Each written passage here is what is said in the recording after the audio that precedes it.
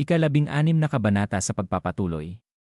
Kapag ang alagad ng shaman ay maglalakbay, kailangan muna niyang libutin ang bawat palasyo at humingi ng pahintulot mula sa mga nakatatanda. Mamula-mulang sinabi sa kanya ng dalawa na tara na sasok. Hindi naman makapaniwala ang ating bida at sinabi sa kanyang isip na ang mga palasyo ay hindi man lang magkatabi. Mayroong dose-dosenang nakakalat sa bundok at kailangan kong bisitahin ang bawat isa. Wala kayong awa. Sa Wonhuaguan, nagbigay sila ng lumang damit na inayos at mukhang bago. At tinapik siya ni Jinho at masayang sinabi na ang aming sadye ay ganap ng lumaki at lalabas sa unang pagkakataon. Hindi na ako maaaring maging mas masaya. Nakasimangot na napasulyap ng tingin ang ating bida at ibinulong sa kanyang sarili na bakit daw bigla na lang naging palakaibigan ito sa kanya. At habang nakayuko siya sa Sayonggyun Palace, sinabi nila sa akin ang lahat ng patakarang dapat kong sundin kapag naglalakad ako sa labas ng mundo sa loob ng kalahating oras. Na nakatingin sa kanya si Jinhye ng kakaiba at paulit-ulit na sinasabi sa isip na huwag daw niya siyang pansinin. At makikita ang mga bagay na ito na sinabi pa niya na narinig ko ang tungkol sa maraming bagay na kailangang isaayos at suriin kasama ang panlabas na puwersa sa Ujingong. At sa Okheo Palace, isang bagong espada na may malinaw na taejuk pattern ang ibinigay. At matapos matanggap ang listahan ng mga halamang gamot, gintong sibat na gamot, at mga benda mula sa Jeongdong Palace. Sa wakas, makakapunta na ako sa Jaesong Palace at makahingi ng pahintulot mula sa pinuno ng angkan upang makalabas.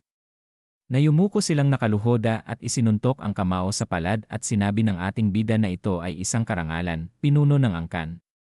At ito daw ang tradisyon at disiplina ng shaman na kailangang sundin bago makalabas. At sobrang pagod na niya na patuloy sa pagpatak ang pawis na sinasabi niya sa kanyang isip na padaliin niyo naman ang proseso. Pagod na ako bago pa man umalis. Tumawa si Shaman Master at sinabi sa kanya na sasama daw ba sina Cheongwo at Cheongsang. Tumugon ang ating bida opo. Habang nakaluhod ang tatlo na namumula ang muka ng dalawa, sinabi pa sa kanila ni Shaman Master na magandang balita para sayo. Matatalinong mga bata sila kaya makakatulong sila. Tumugon na nakapikit ang ating bida na opo, Clan Master, at pagkatapos sinabi niya sa kanyang isip na hindi sila matalino. Wala akong ibang choice kundi isama ang mga ito dahil walang nag-volunteer. Dagdag pa ni Shaman Master na ito ang iyong unang paglalakbay, kaya siguraduhin mong wala kang nakakalimutang bagay. At mag-ingat ka sa tubig at huwag pupunta sa anumang lugar na kahina-hinala. Tumawa ang ating bida at sinabi na tatandaan daw niya ang mga ito. Dagdag pa niya sa kanyang isip na naku naman. Mas marami akong karanasan sa mundo kaysa sayo na nakakulong lang sa bundok habang buhay. Kaya naman palabasin niyo na ako. Sinabing muli sa kanya ni Shaman Master na kaya't huwag mong kalimutan ang kahalagahan ng misyon na ito. At huwag gumawa ng kahit anong bagay na ikakadungis sa pangalan ng ating shaman. Dagdag pa niya na pwede na kayong umalis. Na masayang tumakbo ang ating bida papalabas at sinabi na babalik din daw siya. Dagdag pa niya na sa wakas tapos na. Naiinis siyang lumingon nang tawagin siya at sinabi na ano na naman daw. Kumulot ang noo ni Shaman Master at itinaas ang isang daliri na matigas niyang sinabi na siguraduhing makipag-ugnayan ka sa akin isang beses sa isang araw. Tumugon ito habang pinagpawisan ng malapot na opo, Clan Master. Na sinabi pa niya sa kanyang isip na nakakatakot daw siya. At makikita silang naglalakad na sinabi pa niya sa isip na sa pamamagitan lang ng pagsunod sa proseso para makalabas, pagpapawisan ka na ng sobra, nakakapagod na. Hay naku, Domon. At makikita ang paa niyang humakbang na sa labas. At tumingala na malalim siyang huminga. At nagniningning ang muka niya sa katuwaan na sinabi pa niya na gustong-gusto daw niya ito. Ibinuka ang kamay sa hangin at sinabi pa niya sa isip na ang hangin ay ibang-iba habang dumadaan ako sa Hagumji at tumatakas mula sa sakop ng shaman. Natuwang-tuwa rin sa kanyang likod ang dalawa na nakatingin sa kanya. Habang inaalis ang bitbit niyang mga bagay sinabi niya sa dalawa na una daw sa lahat. Na masayang tumugon ang dalawa at sinabi na bakit po sasok. Sinabi niya habang ibinato niya ang gamit sa dalawa na agad naman itong mga nasalo na Cheongsang, hawakan mo ang espada ko, at Cheongwo, ikaw na ang magdala ng bagahe ko. Sinabi sa kanya ni Cheongsang na sasok. Ang espada ay kailangang dalhin ng may-ari nito. Ang espada ay parang ang kanyang buhay para sa isang mandirigma. Sinabi ng ating bida sa kanya na gusto mo bang pabalikin na kita? Mabilis na inilagay sa kanyang likod ang espada at sinabi nito na aalagaan ko ito na parang nakasalalay ang buhay ko dito. Tumawa ang ating bida at sinabi na mabuti. Tumingin sa gilid ang ating bida at sinabi niya na ang layo mula sa entrada ng Mudang Mountain hanggang sa tuktok ng Cheongyang ay mahigit 100. Kaya't aabutin lamang ng mas mababa sa kalahating araw gamit ang kabayo. At pagkatapos sinabi niya bilisan na natin. Pumunta na agad tayo sa tuktok ng Cheongyang Trading Center. At tumugon ang mga ito na okay po sasok. At ganito, nagsimula ang unang paglalakbay ng masigla. Pagkababa nila ng hagdan nagulat sila nang may taong humarang sa kanilang daan na sinabi ng ating bida na tulad daw ng kanyang inaasahan. At sinabi nito sa kanya na ikaw na dosa. O Taoista. Sinabi pa ng ating bida sa kanyang sarili na hindi pa ako nakakalakad ng ilang hakbang at andyan na ang mga bandido. At sinabi ng mga ito na ibigay daw nila ang lahat ng gamit nila sa kanila. Hindi naman makapaniwala ang ating bida at sinabi niya sa kanyang isip na mabilis ang pagbabago ng mundo at maraming kabaliwan ang nangyayari. Pero ang pagnakawan daw ang mga dosa sa harap ng teritoryo ng Shaman's clan. Nawalan na daw ba sila ng ulirat? At nagulat ang ating bida nang biglang pumunta sa harapan si Cheongsang na sinasabi na sino daw ba sila. At pinigilan niya ang ating bida at sinabi na siguro ay narinig nyo na ang lakas ng mga shaman. Paano nyo nagawang harangan ang daan namin sa harap mismo ng Mount Mudang? Dagdag pa niya habang tiningnan ang mga ito na walang mabuting mangyayari sa inyo kung itutuloy nyo ito, kaya huwag kayong maging hangal. Ngumisi ito at sinabi na ikaw ang hangal. Dagdag pa nito habang makikita ang dalawa niyang kasama na isang angkang bumabagsak. Sino ang matatakot dyan? Ilabas nyo na ang lahat ng nasa bagahe nyo bago pa namin kayo pilitin. Sinabi pa ng bandido habang nakangisi ang mga ito na hindi mo man gusto. Pero kung may dala kayong anumang bagay tulad ng nakarolyong pera, ibigay nyo na rin yan. Masaya pang sinabi ng ating bida sa isip na ang asal ng mga bandidong ito ay sobrang gasgas na kaya napapahikab na ako. Mukhang masipag pa rin sila sa paggawa ng kalokohan habang wala ako. At sinabi pa niya na Cheongsang. Dagdag pa niya sa kanyang isip na hindi ko kayo palalampasin ng basta-basta. At pagkatapos sinabi niya na tapusin na natin ito. Kailangan nating makarating bago lumubog ang araw. Tumugon si Cheongsang at sinabi na okay, sasok. Humakbang si Cheongsang habang sinasabi niya na kung susuko kayo ngayon hindi na kayo masasaktan. Na seryosong tiningnan niya ang mga ito habang hawak ang kanyang espada. At naghanda siya sa papasugod na mga bandido. Na nakangisi ang isang ito habang sinasabi na narinig daw ba nila yon. Mabilis na sumugod ito at sinabi na patayin daw ang mga ito. At pagkawasiwas nito ng kanyang sandata agad namang iniwasan ito ni Cheongsang. Sinundan ang pagtaga ng mga ito, ngunit mabilis na tumalon sa ere si Cheongsang na ito ay umikot. At mabilis niyang pinatamaan ng kanyang kaloban ang balikat ng isang bandido at pinatamaan pa niya sa likuran ang isa pa. Napasigaw sa sakit ang mga ito habang bumagsak sa sahig si Cheongsang. At pagkatapos, mabilis ring sumugod ang dalawang ito habang sumisigaw. Mabilis namang hinarang ni Cheongsang ng kanyang kaluban ang mga sandata ng mga ito. Habang seryosong pinapanood ng ating bida ang mga ito, sinabi niya sa kanyang isip na karamihan sa kanila ay wala nang maipapakita. Ngunit itong dalawang ito may magagandang galaw. Siguro sila ang mga boss. Dagdag pa niya habang nakikipaglaban si Cheongsang na inuutusan nilang sumulong ang mga tauhan nila habang sila ay nagtago at nag-aabang ng tamang pagkakataon. Nakangisi ang ating bida at sinabi pa niya sa kanyang isip na ang cute daw nila. Dagdag pa niya habang winasiwas ni Cheongsang ang kanyang kaluban ng espada na si Cheongsang ay nasa estado na ng pagpapadaloy ng kanyang ki sa espada. Ang kanyang kakayahan ay malapit na sa antas ng mastery ng espada. Bukod pa riyan, kamakailan lang ay natanggap niya ang aking mga aral at naging mas malakas kaysa dati.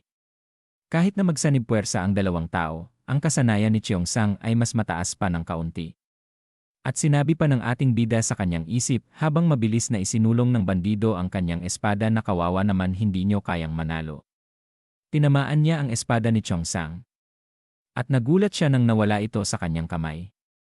Dagdag pa ng ating bida na sa simula pa lang, ang kakayahan ni Cheongsang ay kayang-kaya ng pamunuan ang isang maliit na baryo. Sa pagkawala sa kamay ng espada ni Cheongsang, mabilis na tumalon sa hangin ang kalbo at tumatawang itataga ang kanyang espada. Na sinabi pa ng ating bida sa kanyang isip na walang paraan na matatalo kami ng ilang bandido. Tinamaan si Chongsang sa kanyang balikat na ikinangiwi ng muka niya. Nagulat naman ang ating bida nang makita niya ito at napasabi na ano. Samantalang si Changwo ay umiiyak na sinabi na Chongsang. Napahawak sa ulo at napapikit ng isang mata na sinabi niya sa kanyang isip na ops, nakalimutan ko. Si Chongsang pala ay wala pang karanasan. Sinabi pa niya habang iniiwasan ni Chongsang ang mga pag-atake isa.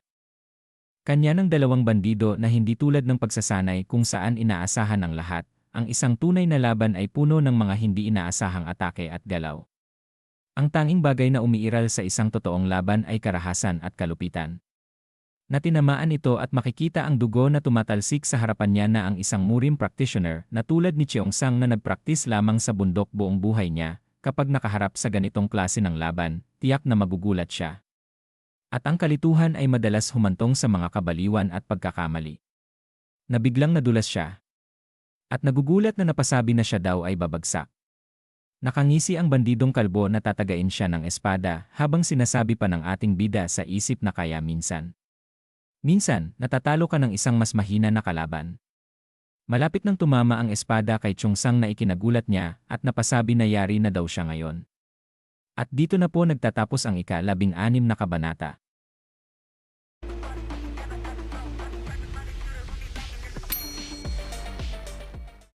Ika-17 kabanata.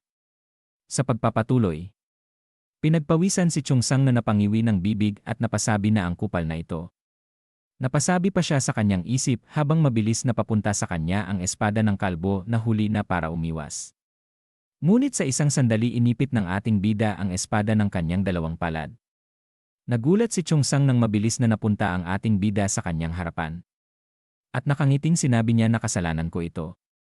Pinayagan kitang makipaglaban para makakuha ka ng karanasan. At pagkatapos binasag niya ang espada gamit ang kanyang palad. At mabilis niyang binigyan ito ng malakas na sipa. Pinagpawisan ang ulo nito habang sumusuka ng dugo. Pinagkapit niya ang dalawa niyang kamay ng mahigpit. At nagniningning ang mga mata na ihahampas niya ito sa kalbo. At ilang sandali pa tumama ito sa likod ni kalbo. Na makikita ito na nanginig ang buong katawan na makikita ang pagduwal ng dugo. Nagulat ang kasama nito sa kanyang nasaksihan. At inapakan ng ating bida ang ulo nito at sinabi pa na ikaw na isa sa kasama niya. Na itinuro niya ito at sinabi pa na nakikita ko na kayong dalawa ay may malawak na karanasan sa espada. Napatingin ito ng seryoso sa kanya habang ang mga kasamahan nito na nasa likuran niya ay pagod na pagod na. Na sinabi ng ating bida sa kanya na pero, hindi ko maintindihan bakit kayo kasama ng mga tao na nasa likuran niyo. Pinitik ang dalawang daliri na sinabi pa ng ating bida na paano daw kaya ito mangyayari. Nakakuha ba kayo ng kontrata mula sa ibang tao? Kumuha ng mga kunay at inipit sa mga daliri nito at seryosong tumingin sa ating bida. At pagkatapos inihagis ito sa kanya. Habang hinaharang lang niya ng kanyang kamay ang mga ibinato nito, nagulat siya at napasabi na ano. Mabilis na tumakbo ito at iniwan ang kasamahan nito na napatingin sa kanya. Napangiwi sa inis ito at pinagpawisan na sinabi niya sa kanyang isip na mas malakas ang kalaban kaysa sa inaasahan at nalaman niya ang lahat. Mas mabuti pang tumakas na muna. At ilang sandali pa nanlaki ang mga mata nito na nasorpresa nang makita niya ang kamay ng ating bida. At mabilis niyang hinawakan sa muka ito at malakas na ibinagsak sa sahig. Na sinabi pa niya na sino ang nagbigay sa iyo ng pahintulot para tumakas.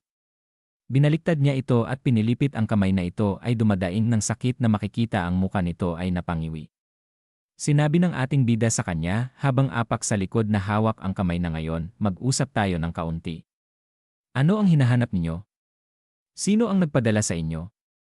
Ngumisi ito at sinabi sa kanya na ikaw ay isang hangal. Akala mo ba sasabihin ko sa iyo yan? Masayang sinabi ng ating bida sa kanya na talaga daw ba?